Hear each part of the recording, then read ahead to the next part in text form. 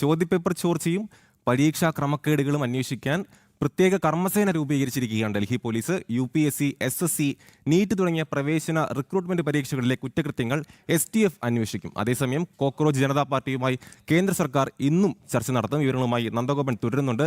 നന്ദഗോപൻ, ഇപ്പോൾ ഈ ഒരു പരീക്ഷാ ക്രമക്കേടുകളൊക്കെ അന്വേഷിക്കാൻ ഒരു പ്രത്യേക കർമ്മസേനയെ തന്നെ ഡൽഹി പോലീസ് രൂപീകരിച്ചിരിക്കുന്നു എന്ന വിവരമാണ് പുറത്തു വരുന്നത്. അതോടൊപ്പം തന്നെ കോക്രോച്ച് പാർട്ടിയുടെ ഇന്ന് കേന്ദ്ര സർക്കാരുമായി മൂന്നാം ഘട്ട ചർച്ച ഇന്ന് നടക്കും എന്നാണ് മനസ്സിലാക്കാൻ കഴിയുന്ന. ഈ ഒരു വാർത്തയുടെ വിവരങ്ങൾ കൂടി.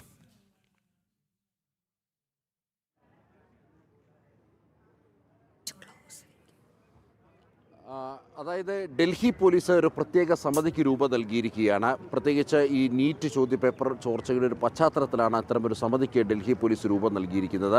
ഈ CBSE അതേപോലെ തന്നെ മറ്റ് ഇത്തരം പരീക്ഷയുമായി ബന്ധപ്പെട്ട് അല്ലെങ്കിൽ വിദ്യാർത്ഥികളുമായി ബന്ധപ്പെട്ടുള്ള മറ്റ് സമിതികൾ, അതിൻ്റെയൊക്കെ ആസ്ഥാനം പ്രധാനമായും ഡൽഹിയാണെന്ന് നമുക്കറിയാം. സ്വാഭാവികമായും പരാതികൾ ഇവിടെ നിന്നും ഈ ഡൽഹിയിൽ നിന്നുമാണ് ഉയരുന്നത് എന്നുള്ളത് കൊണ്ട് തന്നെയാണ് ഡൽഹി പോലീസ് ഇപ്പോൾ ഒരു പ്രത്യേക സമിതിക്ക് രൂപം നൽകിയിരിക്കുന്നത്. ഈ സമിതിയിൽ ഉന്നത ഉദ്യോഗസ്ഥരും അതേപോലെ തന്നെ സൈബർ വിദഗ്ധരടക്കം ഉൾപ്പെടുന്നു എന്നുള്ളതാണ് ഡൽഹി പോലീസ് വ്യക്തമാക്കുന്നത്. ഇപ്പോൾ നമുക്കറിയാം, ഫാസ്റ്റ് ട്രാക്ക് കോടതി ഇതിനോടകം തന്നെ നിലവിൽ വന്നു. അതിൻ്റെ ഒരു പശ്ചാത്തലത്തിൽ പോലീസ് എടുക്കുന്ന ആക്ഷനിൽ അതിവേഗം തന്നെ കോടതിയിൽ കൃത്യമായി കുറ്റക്കാർക്കെതിരെ നടപടി ഉണ്ടാകുമെന്നുള്ളതും ബോധ്യമാണ്. ഇത്തരം കാര്യങ്ങളൊക്കെ തന്നെ നിലനിൽക്കുമ്പോഴാണ് ഡൽഹിയിൽ അല്ലെങ്കിൽ ഡൽഹി പോലീസിൻ്റെ നേതൃത്വത്തിൽ ഇത്തരമൊരു പ്രത്യേക സമിതിക്ക് രൂപം നൽകിയിരിക്കുന്നത്. അതായത് ഇനി ഒരു തരത്തിലും വിദ്യാർത്ഥികളുടെ ഭാവി തുലാസിലാക്കിക്കൊണ്ട് ഒരു നേട്ടത്തിനും, സാമ്പത്തിക നേട്ടത്തിനോ അല്ലെങ്കിൽ രാഷ്ട്രീയ നേട്ടത്തിനോ അനുവദിക്കില്ല എന്നുള്ള നിലപാടാണ് കേന്ദ്ര സർക്കാരിനുള്ളത്. സാമ്പത്തിക നേട്ടം നേരത്തെ സൂചിപ്പിച്ചിരുന്നു. അതായത് ഇത്തരം ചോദ്യപേപ്പർ പണത്തിന് വേണ്ടി വിൽക്കുന്നവർക്കും അതേപോലെ തന്നെ ഈ ചോദ്യപേപ്പർ വാങ്ങുന്നവർക്കും, പണം നൽകി വാങ്ങുന്നവർക്കുമെതിരെ അതികർശനമായ നടപടി ഉണ്ടാകും എന്നുള്ളതാണ് കഴിഞ്ഞ ദിവസങ്ങളിലൊക്കെ പ്രധാനമന്ത്രി നരേന്ദ്രമോദി വ്യക്തമാക്കിയത്. മാത്രമല്ല, ഈ പ്രത്യേക ഫാസ്റ്റ് ട്രാക്ക് കോടതിയിലൂടെ അതിന് സാധ്യമാകുന്ന വിധത്തിലാണ് ഇപ്പോൾ പുതിയ കാര്യങ്ങൾ മുന്നോട്ട് പോകുന്നത്. പാർലമെൻറ്റിൽ തിങ്കളാഴ്ച ഇതുമായി ബന്ധപ്പെട്ട് പുതിയ ഈ ബില്ല് കൂടി കേന്ദ്ര സർക്കാർ അവതരിപ്പിക്കുന്നു. അതികർശനമായ നടപടികൾ അല്ലെങ്കിൽ അതികർശനമായ ശിക്ഷയാണ് ഇത്തരക്കാർക്കെതിരെ നൽകാൻ പോകുന്നത്. അതിന് മുന്നോടിയായിട്ട് ഇന്നലെ ചേർന്ന മന്ത്രിസഭാ യോഗം ആ ബില്ലിന് തത്വത്തിൽ അംഗീകാരം നൽകി. ഇനി തിങ്കളാഴ്ച ഇതുമായി ബന്ധപ്പെട്ട് ഈ ബില്ലവതരണം സഭയിലുണ്ടാകും. നമുക്കറിയാം, അതേസമയം സഭയിൽ പ്രതിപക്ഷമൊന്നും ഇത് ശ്രവിക്കുവാൻ അല്ലെങ്കിൽ ഇത് പ്രതിപക്ഷം സഭ നിരന്തരമായി തടസ്സപ്പെടുത്തുന്ന സ്ഥിതിയാണ് നിലനിൽക്കുന്നത്. ഏതായാലും ഇത്തരം പശ്ചാത്തലത്തിൽ പ്രതിപക്ഷത്തിൻ്റെ ഈ നിലപാടുകളൊക്കെ തന്നെ നിൽക്കുമ്പോഴും വിദ്യാർത്ഥികളെ വെച്ച് രാഷ്ട്രീയം കളിക്കാനില്ല എന്നുള്ള നിലപാടിൽ കേന്ദ്ര സർക്കാർ വളരെ വ്യക്തമായി ഉറച്ചു നിൽക്കുന്നു. ഇതിൻ്റെ പശ്ചാത്തലത്തിലാണ് പ്രധാനമന്ത്രി നരേന്ദ്രമോദി തന്നെ നേരിട്ട് വീഡിയോയും മറ്റും ഇതിനോടകം തന്നെ ക്രിയേറ്റ് ചെയ്തത്.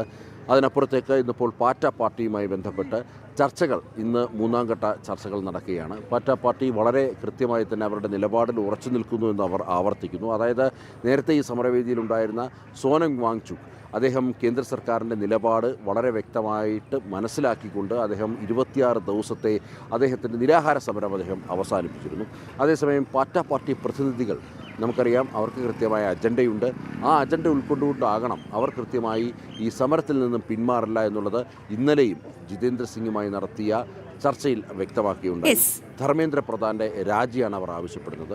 അതേസമയം കേന്ദ്ര സർക്കാർ ഈ ഒരു വിഷയത്തിൽ കണക്ക് കൂട്ടുന്നത്, അങ്ങനെ ധർമ്മേന്ദ്ര പ്രധാൻ അടക്കമുള്ളവരുടെ രാജി ആവശ്യപ്പെടണമെങ്കിൽ അതിന് പിന്നിൽ രാഷ്ട്രീയ ലക്ഷ്യം മാത്രമാണ് പാറ്റ പാർട്ടിക്കുള്ളതെന്നാണ്. ഏതായാലും ആ രാഷ്ട്രീയ ലക്ഷ്യം ഇവിടെ പയറ്റാൻ പറ്റില്ലല്ലോ നന്ദ. അതിൽ ചെറിയൊരു തിരുത്ത് കൂടിയുണ്ട്. എന്തായാലും വളരെ പ്രധാനപ്പെട്ട വിശദാംശങ്ങളാണ്. പരീക്ഷാ ചോർച്ചയുമായി ബന്ധപ്പെട്ടൊക്കെയാണ് സമരം നടത്തുന്നതെന്ന് പറയുമ്പോഴും ഇവർക്ക് ഉമർ ഖാലിദിനെ അടക്കം അതിനുവേണ്ടി അവരുടെ നീതിക്ക് വേണ്ടി വരെ, ഭീകരവാദികളുടെ നീതിക്ക് വേണ്ടി വരെ സംസാരിക്കുന്ന വിദ്യാർത്ഥി കൂട്ടം ഉണ്ടെന്ന് പറയാതിരിക്കാൻ വയ്യ. എന്തായാലും വളരെ പ്രധാനപ്പെട്ട വിശദാംശങ്ങളാണ്. മറ്റൊരു ബംഗ്ലാദേശോ നേപ്പാളോ ശ്രീലങ്കയ്ക്ക് ആക്കാമെന്ന ഒരു വ്യാമോഹമാണ് അവർക്ക് തെറ്റിപ്പോയി. ഇത് ഭാരതമാണെന്നും ഭാരതം ഭരിക്കുന്ന പ്രധാനമന്ത്രി നരേന്ദ്രമോദിയാണെന്നുള്ള കാര്യം ഇടയ്ക്ക് ഓർക്കുന്നല്ലതാണെന്ന് മാത്രമേ പറയാനുള്ളൂ. നന്ദൻ, അമലെ, ഇതിനു മുൻപ് 2004 മുതൽ 2014 വരെ ഒരു ഭൂതകാലം നമ്മുടെ ഭാരതത്തിനുണ്ട്.